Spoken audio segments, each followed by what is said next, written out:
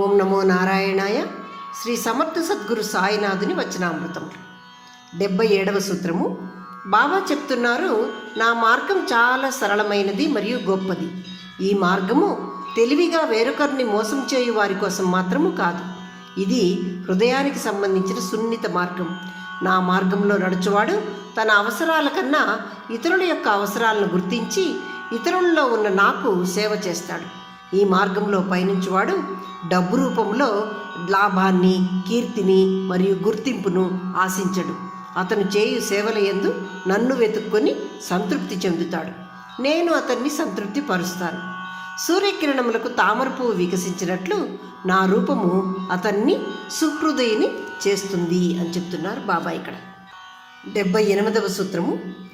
ఇతరుల శ్రమచే లాభాన్ని పొందాలని ఎప్పుడూ ఆశించవద్దు అంటున్నారు బాబా ఇక్కడ. అంటే ఇతరులచే ఏదైనా సహాయం పొందినప్పుడు దానికి తగినట్లుగా మీరు కూడా వారికి సహాయపడము.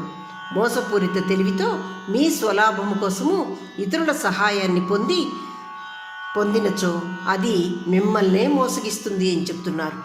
ఇతరులను మోసగించడం లేక దోపిడీ చేయడం అన్నది మానవుల యొక్క ఒక దుష్ట చర్య. దయతో ఉండి సమదృష్టితో స్నేహపూర్వకంగా అందరితో వర్తించుము. నా అనుచరుడు తన చర్యల ద్వారా సృష్టిలో ఎవ్వరికీ రుణపడి ఉండకూడదు.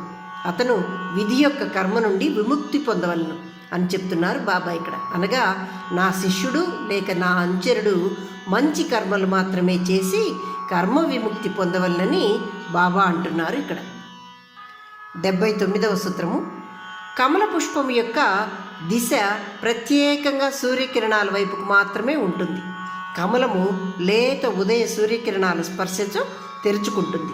ఆ విధముగా ఉదయం మీరు చేయు ప్రార్థనల ద్వారా ఆ వ్యక్తి యొక్క అంతరాత్మ విచ్చుకుంటుంది అంటున్నారు బాబా. విచ్చుకున్న కమలము జీవులకు ఆనందాన్ని కలిగిస్తుంది కదా. అలాగే ఆత్మజ్ఞానం పొందిన వ్యక్తి తన యొక్క సుగుణాలను ఆ పరిసరాలంతటా వ్యాపింపజేస్తాడు. సత్వగుణ ఆత్మను పొందిన వ్యక్తి 3 విధములుగా తన ఆత్మశక్తిని పంచుతాడు. అవి కాంతి, ప్రేమ మరియు దైవిక సంకల్పాలను తన చుట్టూ వ్యాప్తి చెందిస్తాడు ఆ వ్యక్తి. అనగా ఆత్మజ్ఞానం పొందిన వ్యక్తి సత్వగుణ మనస్కుడై తన చుట్టూ తేజస్సును, ప్రేమను మరియు దైవ సంకల్ప బలాన్ని వ్యాప్తి చెందిస్తాడు అంటున్నారు బాబా ఇక్కడ. 80వ సూత్రము.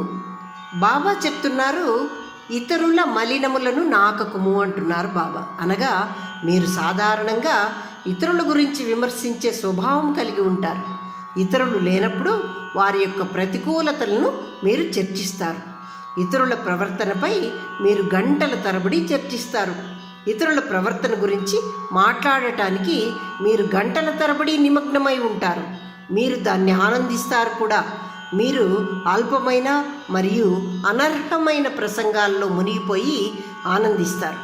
పందులు మాత్రమే మల్లాలను తిని ఆనందిస్తాయి. అనగా ఇతరుల గురించి అనవసరమైన తుచ్చమైన మాటలను మాట్లాడి ఆనందించకుము అంటున్నారు బాబా ఇక్కడ.